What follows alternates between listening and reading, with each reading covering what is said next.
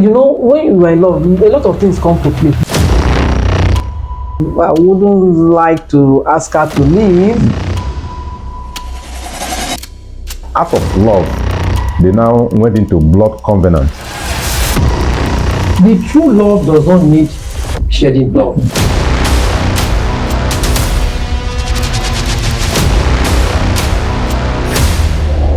Yes, welcome to Share with Noble TV.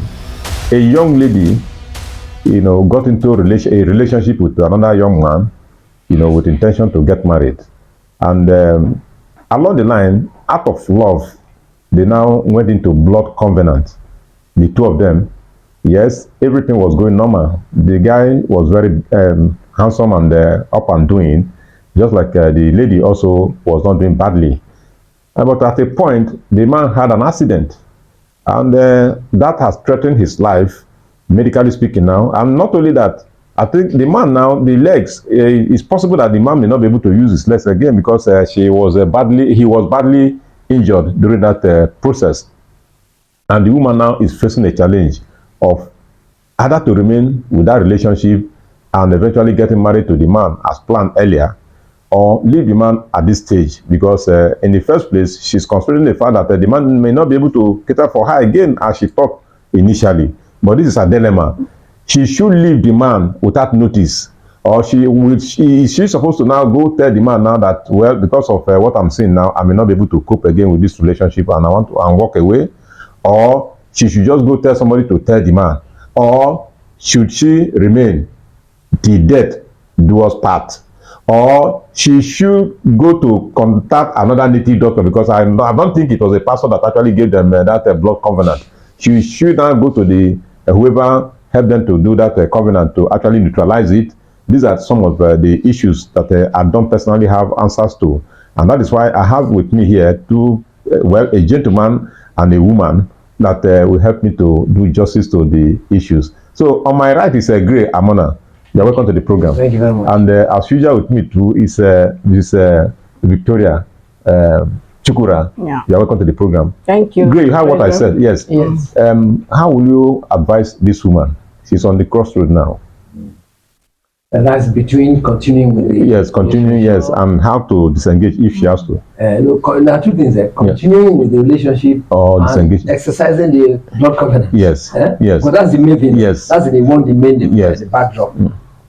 I will be guided by an anecdote associated with Comrade Augustine Milo.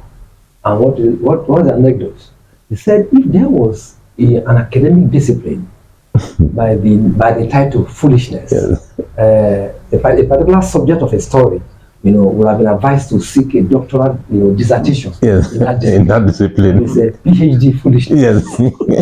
So I'm afraid the subject of our story, will simply have to, in the meantime, before I offer advice, put on that gap of foolishness. Yes.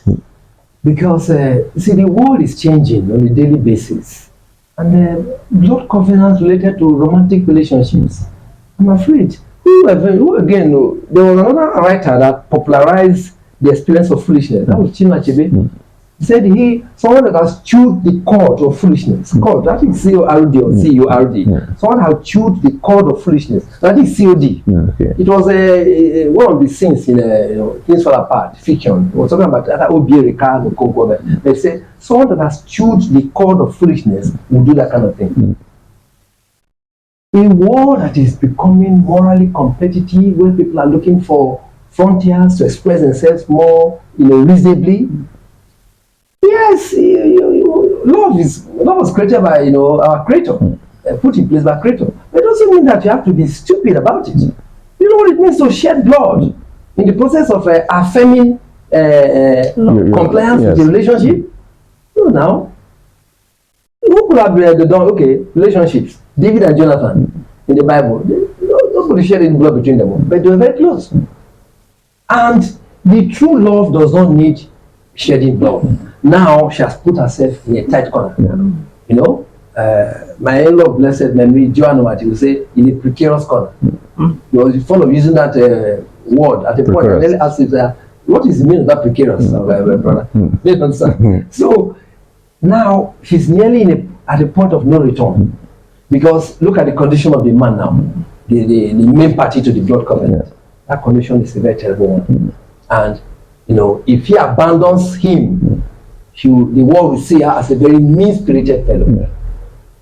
So I don't know. My advice is because right now, even the parental input is not even favorable. It depends on what her to continue with the condition of that man. Because that condition is actually terrible. But the point of no return, she simply has to take a step. And there's nothing she can do again. That blood covenant is out of the question. And she cannot stake her future, with the fellow. So it's like a gentle walk away from that condition. It's painful and piteous, but nothing can be done about it. So she will now carry that toga of a blood covenant and walk away with the relationship. The blood covenant, something one philosopher says, a mind over matter. If she meets a man of God, the man of God can exercise whatever impact of that blood covenant. So, Mrs. Chukura, yes, you heard the story. She should walk away with notice, or remain, or find a way of neutralizing the blood covenant and all that. What is your take? Yeah, it's really a sad one. I pity her though.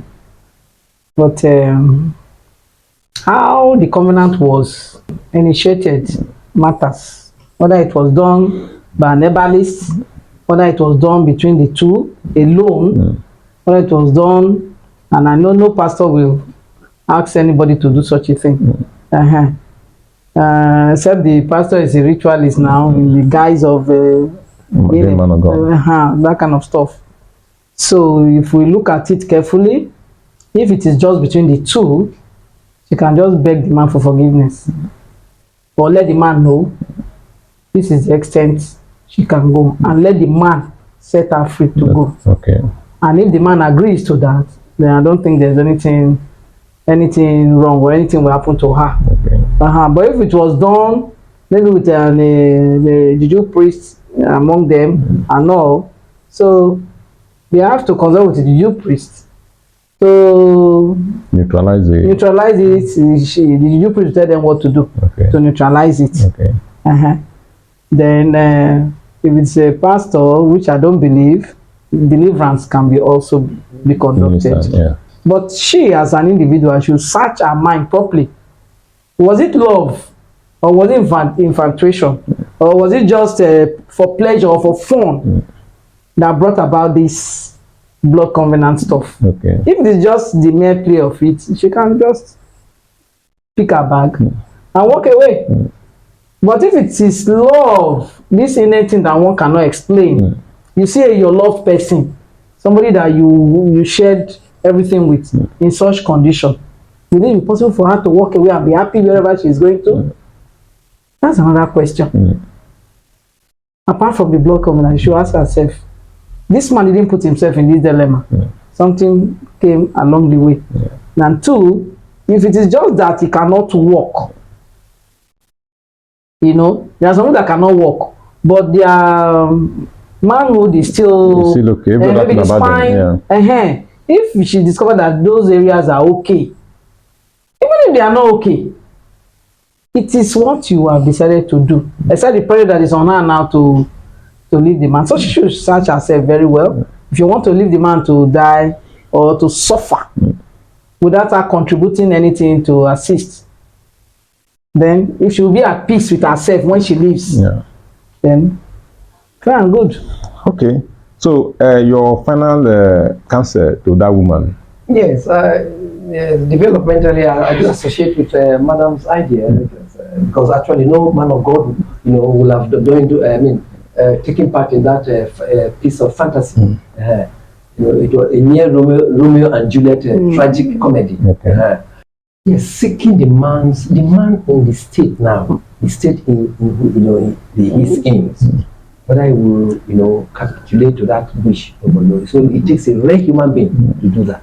Because having found itself in that condition, and then confronted with the reality of losing the woman of her love, of his love rather, it will be difficult for him to capitulate to that wish. Okay. So what should he do now? Yes, so seeking, this is where, the religion comes in. Okay. Deliverance can do the job. Okay. Because Madam said it, the origination of the ritual of the process matters a lot. Okay. No man of God could have taken part in that. So they did it, at the height of fantasy. Okay. Love is love takes you to the same height that cannabis takes the user to.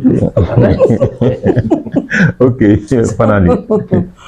Well. Oh, I wouldn't like to ask her to leave, but I would want her to check those vital areas from the man. If it is just not working, that paralysis from the knee or then she's also looking at the possibility of the man working to get money. It depends. When you are in love, a lot of things come to play. If the man is somebody that maybe because she is feeling now that because the man cannot walk, the man cannot take care of her again. Yes. There are some people that are on wheelchair. They stick to their business. Exactly. After all, the one that's gone, what is it called now? The one that's gone global. You have the technology, the IT stuff and all. If it is something that he can do online, business-wise, then the man will still be able to take care of her as he has been doing before the accident. Yes. So the paralysis does not stop it. Depending on the business, the kind of business the man is engaged in. So based on this particular point now, I will encourage her to stay. Even help the man to manage his business, join in the business, and help the man to continue his business. So is that. We are ending this episode here, but before I leave you, let me give you a very short story. One, there's a man called Ayefele. He's a very successful gospel artist, and he's on wheelchair till today, and he owns one of the best radio stations in Ibadan. Beyond that, I had a story of a woman who was crippled, and a Christian. Maybe you are not a Christian. I'm talking to the woman now. This woman was a Christian, and she was crippled, and all the time she was thinking of how she could get married. And one day, according to her, it was ministered to her that a young man, and is given a description of that man, and he saw the man that was going to marry her, and she was ashamed to go meet the man. Now, why she was ashamed? Because you can't imagine herself a cripple marrying that man. That same man had a revelation that cripple was going to be his wife, and he went to tell his parents, and the parents said, no, never can you marry that kind of a woman. But after many days of medication and all that, the man insisted that was going to be the woman he was going to marry, and he told his pastor, and they planned the wedding. On the day of in fact, when it was broken to the woman that this young man wanted to marry you, they said the woman started crying. That is me of all people. Now, at the end of the day, they went for the wedding. While the woman was on the floor because a cripple, the man was standing. And when the pastor said, ladies and gentlemen, join me to welcome the newest couples in town, and he held the hand of the woman as he was down there, and the man as he was standing. Immediately the woman stood up and became whole. So I give you this story because maybe I don't know, there must be a purpose for which you have come in contact with this man and gone this way. And therefore, think about what Great Amona have told you, think about what Shukura have told you, and think about the story I just painted. And Ayefele has children. Ayefele has children. And make up your mind. Yeah. So I leave you at this point. My name remains Augustino Milo, and I have been with Great Amona and Mrs. Chukura. But don't just stop there. You have to comment, share, and also subscribe, even as you are pressing the notification button for you to have similar updates. From here, I say bye-bye.